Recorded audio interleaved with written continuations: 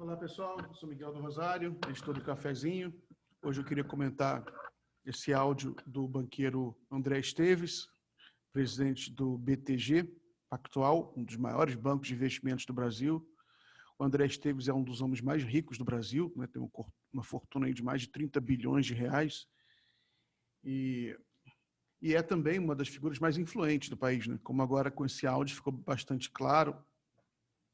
E na última crise também que aconteceu no Ministério da Economia, também ficou claro, porque quando os servidores do Ministério da Economia pediram demissão, né, os servidores mais próximos do Paulo Guedes, o gente do governo consultou o André Esteves, e o próprio Paulo Guedes cometeu um ato falho, mencionou André Esteves durante uma coletiva.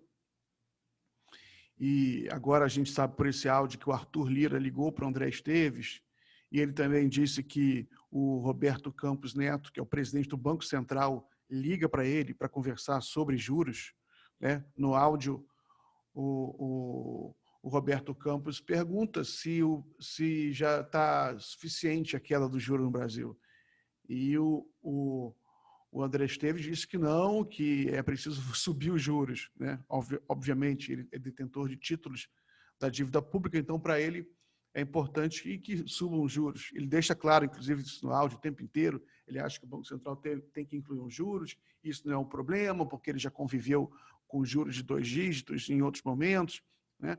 Mas, aparentemente, ele não se preocupa nem um pouco com o fato do Brasil estar vivendo um dos piores desempregos de sua história, que você tem milhares e milhares de empresas fechando e que o juro alto ele implica imediatamente em mais desemprego, em mais quebradeira, porque as empresas vivem de crédito, a economia, qualquer economia do mundo vive de crédito, o crédito é o oxigênio de qualquer economia. Então, quando você sobe os juros, você destrói a economia produtiva, né? E o André Esteves ele é o símbolo da incompreensão desse fato, né? É um áudio de 1 hora, foi publicado pelo Brasil 247, a gente publicou algumas matérias aqui, eu quero escrever ainda um editorial sobre isso, só que eu estou fazendo agora esse editorial em vídeo para a gente comentar. Eu comecei a anotar aqui as falas, a fala do André Esteves, né? Ele é uma reunião recente com clientes e filhos de empresários, né? Um ambiente assim muito amigável. O André Esteves ele demonstra, ele reitera que é favorável ao Bolsa Família, que é um ótimo programa. Então ele diz que o Auxílio Brasil ou Bolsa Família de R$ 400 não representará um problema fiscal grande. Esse é até um aspecto positivo da fala, e que o problema brasileiro é mais de política, de diretrizes de longo prazo, né? Mas ele é um neoliberal, né, em que ele deixa claro ao longo de toda a explicação da conversa lá com os clientes, com os puxa-sacos, né, que a preocupação dele não é com a economia brasileira, a preocupação dele é com a lucratividade da sua empresa e das empresas financeiras do Brasil. Eu fiz algumas anotações aqui, eu queria comentar. Ele fala sobre o teto. A primeira pergunta a ele é sobre o teto, né? E ele menciona o teto de gastos como uma âncora fiscal, né? A principal âncora fiscal do país. Foi criada pelo Michel Temer, por gente dele, do André Esteves. Ele menciona lá um funcionário dele, né, que participou da elaboração, da aprovação do teto de gastos, né? E uma coisa, Eduardo Guardian, né, sócio, né, funcionário sócio da BTG, que o próprio o Mansueto ele era secretário do Tesouro, né, o secretário de Política Econômica. Ele era o segundo nome mais forte do Ministério da Economia até poucos meses atrás. Ele saiu, o Mansueto saiu e foi para o BTG, né? Você vê que está tudo em casa. E aí está a primeira crítica que eu faço ao áudio e a versão do André Esteves, é que ele fala no teto de gastos, né, que é para dar uma âncora fiscal ao governo Dilma, né, para resolver um problema de confusão fiscal criado pela Dilma, que perdeu a calculadora, pomba gira total. Ele é muito agressivo com a Dilma Rousseff, o tempo inteiro, né? Tem outro momento em que ele fala que a Dilma, que o teto fiscal é a tentativa de criar uma âncora fiscal para um Brasil que tinha se perdido nas contas públicas. Muito da cabeça econômica da Dilma, se é que se pode chamar de cabeça. Todo mundo ri, né? Mas aí a crítica que eu faço é o seguinte: o teto de gastos foi criado no governo Temer, não foi criado no governo Dilma. E o governo Dilma teve problemas fiscais, sim, em 2015, mas não foi tão grave assim, porque era um problema vinculado à crise política, né? A uma crise política muito forte, provocada deliberadamente por gente como André Esteves, pelo Eduardo Cunha, que aprovava pautas bombas, pautas justamente para provocar mais déficit fiscal. O André Esteves ele é muito cínico ao não lembrar isso, mas alguns fundamentos do governo Dilma estavam muito sólidos, a dívida bruta era muito menor do que a atual, por exemplo, né? O desemprego era muito menor,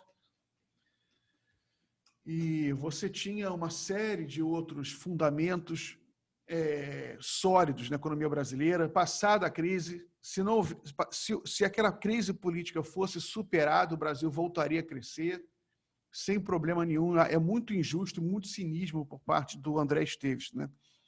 O André Esteves, ele, por exemplo, ele elogia o Paulo Guedes, porque o Paulo Guedes seria a primeira gestão, o primeiro governo que teria reduzido a despesa primária do governo, né? Que caiu de 19% para 18% ao longo do governo Bolsonaro. Besteira, né? Os governos petistas tiveram despesas primárias menores que isso, houve pequeno crescimento, mas no total era menor. A despesa primária era menor. Mas, sobretudo, os governos petistas tiveram muito investimento público em ciência, em tecnologia, em infraestrutura.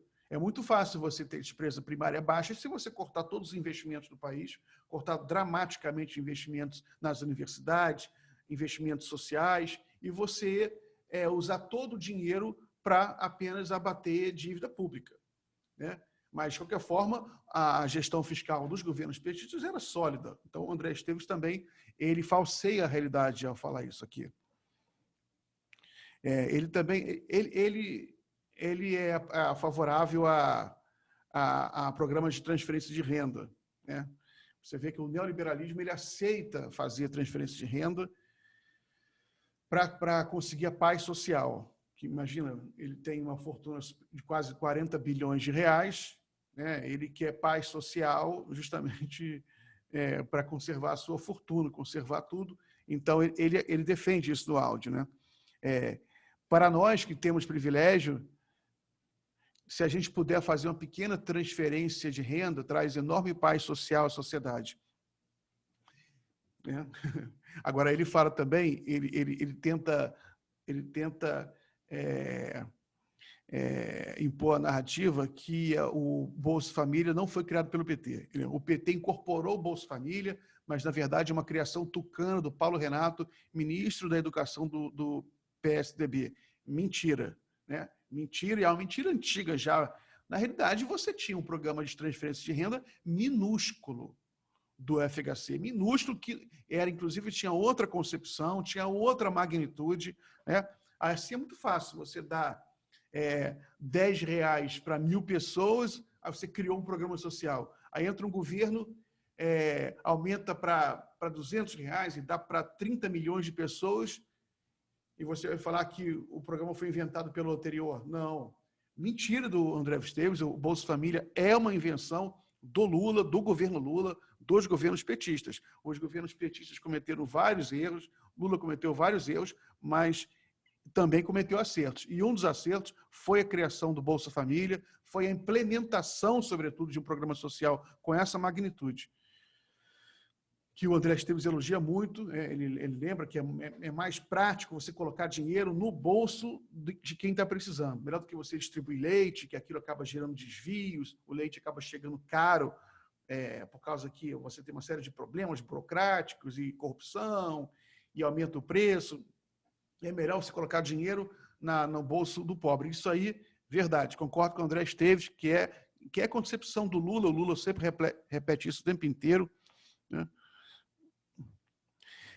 Ele menciona que no ano que vem o déficit não vai ser tão grande, né? O déficit primário do governo. Ele fala que 1% está normal. Ele tenta passar tranquilidade para o pessoal de que a situação fiscal do Brasil não é tão complicada assim. É importante saber, esse é um lado bom desse áudio, que é a opinião de um agente político com muita influência. Então, a situação não está tão complicada fiscal. Então, ou seja, é possível ter um programa social vultoso, generoso, para ajudar as pessoas mais pobres no Brasil, mesmo no governo Bolsonaro, né? Mas o governo Bolsonaro vai acabar já ano que vem, então a gente, a partir do próximo governo, a partir de 2023, podemos ter um governo que faça grandes investimentos públicos, que implemente programas sociais ambiciosos, que faça grandes investimentos em ciência, em tecnologia, em educação, em pesquisa de biotecnologia, enfim. Todos os investimentos são necessários, que o Bolsonaro cortou tudo. O governo Bolsonaro é um governo de destruição. Aqui ele fala que o estresse está grande por causa do furo do teto, né? O estresse foi esse estresse do mercado financeiro, a bolsa caiu, o dólar subiu, por causa justamente que o teto de gastos não vai ser cumprido. O Bolsonaro desistiu de cumprir o teto de gastos porque ele quer implementar lá o Auxílio Brasil, o programa eleitoreiro dele, o que, a bem da verdade, é um absurdo. É um absurdo o que ele está fazendo, porque o Bolsa Família é um programa bem sucedido. Não é aconselhável você promover nenhuma mudança estrutural num programa tão bem sucedido, mas, enfim, Bolsonaro não sei o que vai fazer. O mais importante é que esse dinheiro, seja com que nome for, chegue no bolso do trabalhador, chegue no bolso das famílias. Eu não acredito que isso aí vai tirar voto do Lula em grande escala, porque o Lula ele é um símbolo de um programa social como esse, né? O Bolsonaro não vai conseguir vender a narrativa que, se o Lula for eleito, o programa vai acabar. Ele não vai conseguir vender essa narrativa, não contra o Lula. O André Esteves faz uma observação interessante também sobre o dólar. Ele fala que o dólar está muito caro, né? Que o real está barato, o Brasil está barato, e que ele lembra que o Brasil tem 350 bilhões de dólares em reservas, ou seja, o Brasil está comprado em dólar. Então, quando o dólar sobe, na realidade, o Brasil reduz a dívida. Então, o Brasil ele tem uma ancoragem cambial muito sólida. Importante saber, para a gente ficar tranquilo, para também, no nosso debate político, a gente não ser vítima de pânico, né? E é bom para mim, para a gente vender essa narrativa, que é uma narrativa real. Eu uso a palavra narrativa aqui no sentido positivo, mas para a gente oferecer uma narrativa real ao eleitorado, aos empresários, de que o Brasil tem uma ancoragem cambial sólida, em virtude das políticas fiscais dos governos petistas que elevaram as reservas brasileiras. As reservas internacionais do Brasil foram criadas pelos governos petistas, pelos governos Lula e Dilma. A gente tem mais 350 bilhões de dólares, já tivemos mais 370 bilhões. O governo Bolsonaro é que está queimando, né? Mas tudo bem, as reservas são muito sólidas, muito grandes, elevadas. Então, isso é uma ancoragem cambial, porque se o dólar sobe, se a moeda nacional se desvaloriza, as reservas ficam valendo mais, né? O Brasil sofre porque a inflação é pressionada, mas isso é importante a gente saber isso, porque mostra que existe fundamento, a nossa moeda é forte, porque a gente tem uma balança comercial muito positiva, o Brasil é um grande exportador, o próprio André Esteves ele menciona que o Brasil exporta 80 bilhões de dólares por ano hoje em dia, e a gente está exportando muito petróleo, muito minério de ferro, soja, que estão com preços bons, né? Fora vários outros produtos. Então, a gente tem uma balança comercial sólida, o que também é uma âncora cambial, é a melhor âncora cambial, né? Então, para o André Esteves, não tem muito sentido o dólar se desvalorizar muito. Na realidade, o que o André Esteves não fala é que o dólar se desvaloriza pela incompetência, pela instabilidade política provocada pelos delírios de Bolsonaro, que geram instabilidade política.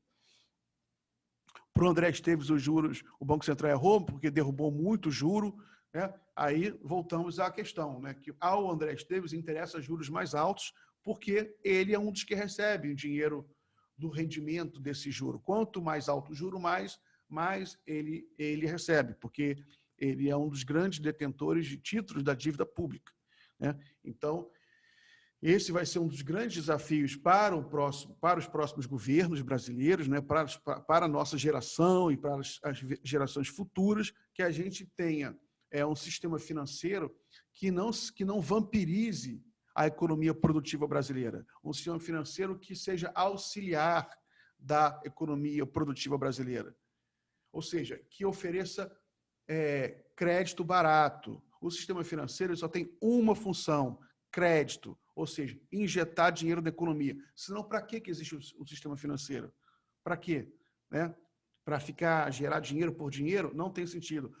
O sistema financeiro de qualquer país, ele tem que servir à economia nacional, à geração de emprego, à produção, à indústria, à agricultura, aos serviços, ao desenvolvimento tecnológico, à saúde, à educação. Então, é muito importante que isso fique claro, que a gente gere essa cultura junto à população brasileira de que o sistema financeiro, um sistema financeiro nacional deve servir à economia brasileira, aos brasileiros.